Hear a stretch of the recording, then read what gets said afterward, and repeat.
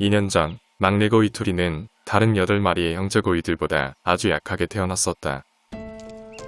그 당시 갓 태어난 다른 아기 고이들의 몸무게가 보통 100g이라면 토리의 몸무게는 50g이 채 되지 않았다. 태아의 건강이 오로지 산모의 건강과 직결되듯이 아기 고이의 건강은 알 속에 있는 노른자의 크기에 의해 결정된다. 알의 크기에 비해 노른자가 작은 경우 30일간의 부화를 거쳐 그 노른자를 먹고 성장하는 아기 고이는 작고 약하게 태어난다. 그런 이유로 토리는 하루나 이틀 먼저 태어난 다른 아기 고이들보다 작고 약하게 태어난 것이다.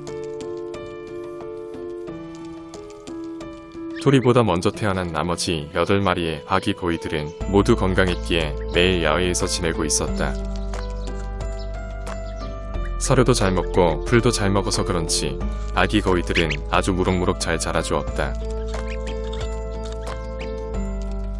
하지만 몸이 허약한 토리는 한번 뒤집어지면 다시 일어나지도 못할 만큼 건강이 좋지 못했다. 만약에 야생의 상태에서 이런 아기 고이가 태어난다면 아마도 거의 대부분은 죽을 것이다. 이런 상태의 아기 고이들이 앞으로 살 수 있을지 아니면 죽을지의 판단 기준은 물을 마시는 것이다. 물을 마시는 아기 고이는 살아날 확률이 높고 반대로 물을 마시지 않는 아기 고이는 아쉽게도 대부분 죽는다. 그런데 애석하게도 토리는 태어난 뒤 단 한 번도 물을 마시지 않고 있었다. 토리가 태어난 그날 밤 나는 농장을 떠날 수 없었다. 그대로 놔두면 다음날 아침 싸늘한 죽음을 맞이할 것 같았기 때문이다. 밤새 토리가 뒤집어지지 않도록 돌보면서 함께 밤을 지새웠다. 그렇게 하룻밤을 나와 함께 보내고 물을 마시고 난 뒤 토리는 더 이상 뒤집어지지 않게 되었다. 아직은 부자연스럽지만 두 발로 걸어다니는 토리의 모습을 보면서 죽지 않을 거라는 것을 나는 본능적으로 알았다.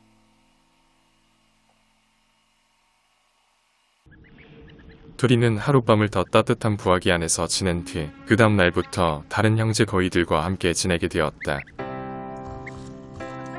다른 형제 거위들에 비해 크기만 많이 작을 뿐 잘 지내는 토리의 모습을 보면서 나는 큰 문제가 없을 거라 생각했었다.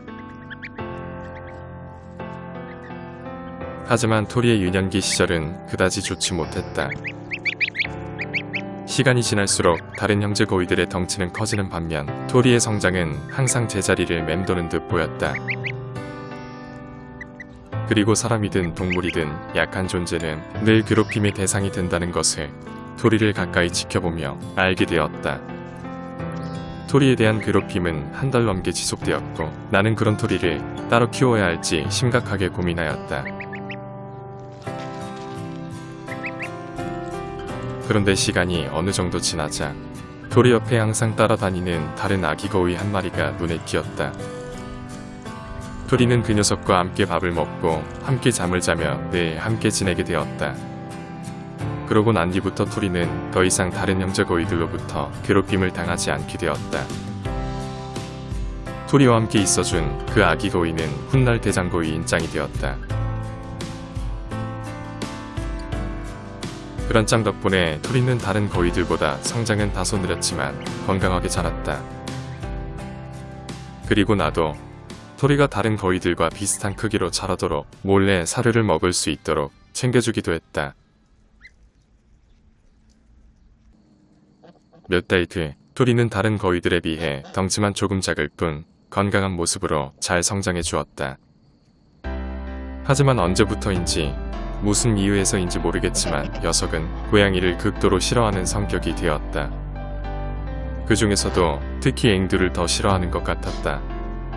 집사를 좋아해서 내 옆에 있는 고양이를 싫어하는 건지 아니면 다른 거위들로부터 당한 괴롭힘 때문에 폭력적인 거위가 된 건지는 모르겠다. 하지만 2년이라는 시간이 지나서 돌이켜보면 우리 내에서 존재감이 없던 토리가 짱이 대장거위가 된 뒤 서서히 변했다는 점이다. 어쩌면 토리에게 있어서 짱은 든든한 뒷배와 같은 존재였을지도 모른다. 이것은 마치 친한 친구가 학교에서 짱이 되면 옆에 있는 떨거지들도 마치 자기 세상이냥 거들먹거리며 다니는 것과 비슷하다. 그런데 토리는 도대체 왜 앵두를 그렇게 싫어하는지 모르겠다. 그 당시 토리의 괴롭힘 때문에 트라우마가 생긴 고양이들은 아직도 거위뿐만 아니라 닭들도 무서워한다. 토리의 영광은 그리 오래 가지 않았다. 몇 달 뒤 짱이 대장 자리에서 물러나자 토리도 찬밥 신세가 되었다.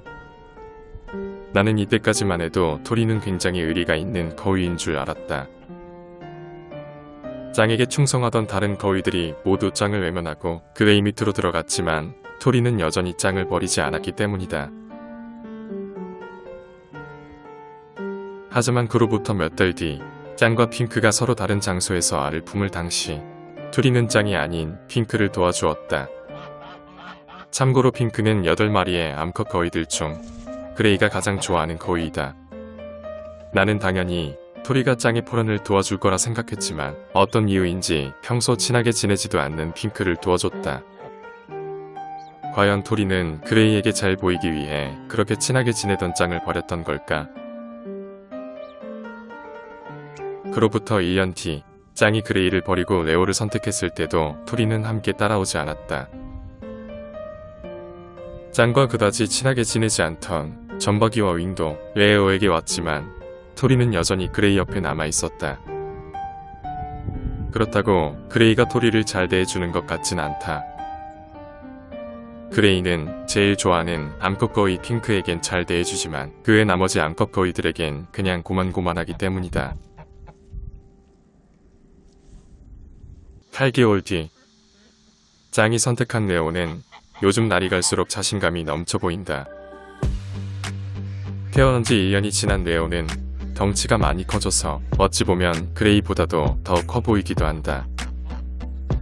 홀로 걸어다니는 녀석의 뒷모습을 바라보고 있자면 그레이와는 또 다른 느낌의 카리스마가 있다.